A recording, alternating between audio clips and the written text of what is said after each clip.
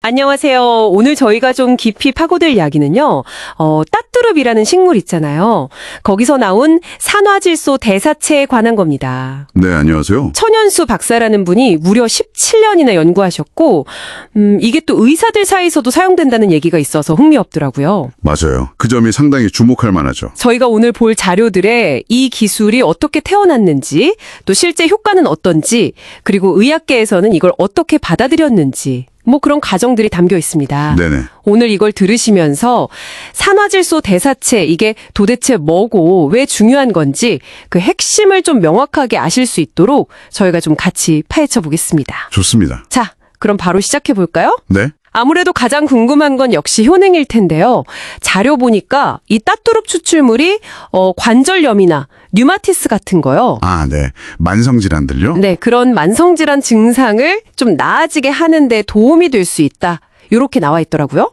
혈관 넓히고 염증 줄이는 효과도 있다고 하고요. 그렇죠. 산화질소 자체의 기능이죠, 그건. 심지어 부산대 임상연구에서는 이걸 먹고 나서 실제로 혈류가 좋아지고 체온도 좀 오르는 그런 결과가 있었다고 하네요. 네, 맞습니다. 산화질소는 원래 혈관 확장이나 염증 억제 기능이 잘 알려져 있잖아요. 네. 근데 여기서 재밌는 건 그 따뚜릅 안에 있는 프로카테추산이나 캠퍼롤 같은 성분들요. 아, 네네. 그런 성분들이랑 결합된 대사체 형태라는 거죠. 그렇죠.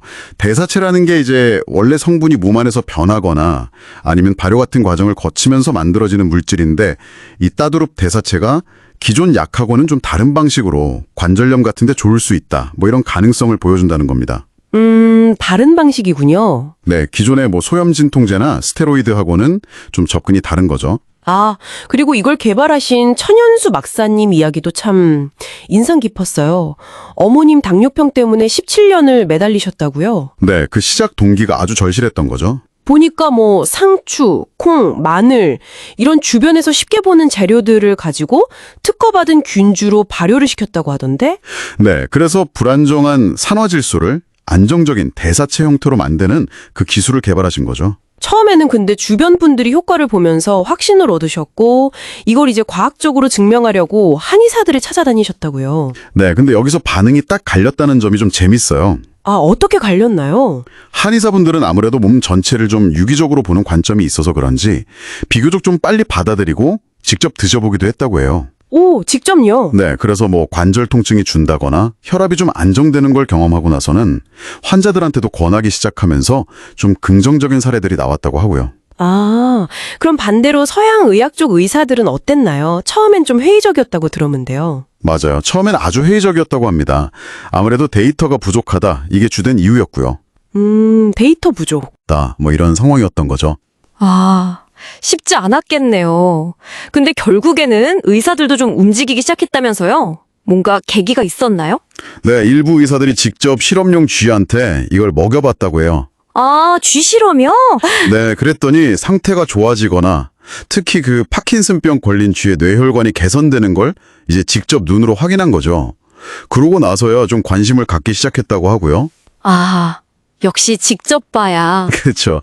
심지어는 30년 넘게 연구만 하신 의대 학장님 같은 분도 본인이 목이 뻣뻣하고 혈액순환 안 되는 문제가 있었는데 이런 검진 과정을 좀 보고 나서 직접 드시고 효과를 보셨다고 해요. 그러면서 인식이 좀 바뀌었다고 하고요. 결국 본인이나 동료 아니면 실험을 통해서 직접 효과를 딱 확인하고 나서야 마음을 열기 시작했다. 이런 거군요. 바로 그겁니다. 아무래도 과학적 검증을 중요하게 생각하는 집단이니까요. 네, 그렇죠. 그래서 그 이후로는 당뇨나 관절 질환, 백반증, 고혈압 이렇게 자신들이 겪던 문제가 이걸로 해결되는 경험을 한 의사들이 점점 늘면서 이제 가족이나 동료들한테도 권하기 시작했다. 이렇게 자료에 나와 있습니다. 아하. 그래서 지금은 여러 대학의 의대 교수님들, 또 약사, 한의사분들이 이 기술의 과학적인 원리를 좀 더 밝히고 효능을 검증하면서 같이 확산시키고 있다고 하고요. 와, 그 히말라야 등반 즐기시던 의사 부부 이야기는 진짜 좀 드라마틱하던데요. 5년이나 앓았던 다리 통증이요? 아, 네네.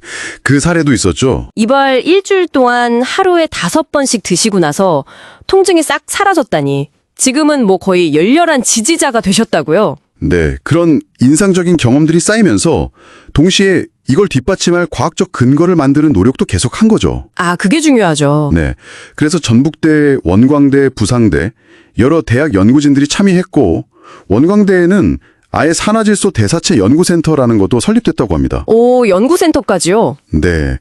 그래서 뭐 쥐 뇌혈관 확장 실험 결과라든지 경동맥 확장 효과 입증한 거, 또 부산대 임상시험 결과 같은 것들을 SCI급 국제학술지에 발표하면서 기술의 신뢰도를 계속 높여온 거죠.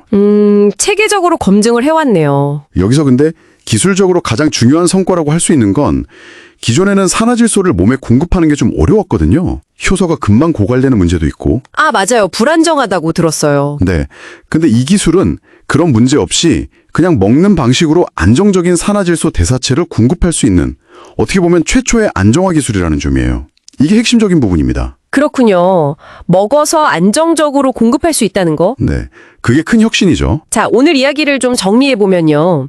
한 연구자분의 정말 끈질긴 노력으로 태어난 이 따뚜룹 산화질소 대사체가 처음에는 좀 회의적인 시선도 많았지만 결국 경험적인 증언들하고 또 과학적인 검증을 통해서 의학계에서도 인정을 받아가고 있다. 뭐 이런 과정인 것 같습니다. 네, 맞습니다. 혈관을 넓혀주고 염증을 완화하는 이 핵심 기능을 통해서 관절염뿐만 아니라 다양한 건강 문제에 좀 새로운 가능성을 보여주고 있는 것 같고요. 자, 이 정보가 당신께는 좀 어떤 의미로 다가오시나요? 여기서 우리가 한 걸음 더 나아가서 이런 질문을 던져볼 수 있을 것 같아요. 만약에 이렇게 먹는 산화질소를 통해서 혈관 건강을 관리하는 게 좀 더 보편화된다면요? 네. 단순히 뭐 특정 질환을 고치는 걸 넘어서 우리의 전반적인 건강 수명이라든지 아니면 질병을 예방하는 패러다임 자체에 과연 어떤 변화를 가져올 수 있을까 하는 거죠. 아, 상당히 큰 질문인데요. 그렇죠. 이 기술이 앞으로 열어갈 어떤 장기적인 영향, 그 미래의 풍경을 한번 상상해 보시는 것도 꽤 흥미로운 고민거리가 될 것 같습니다.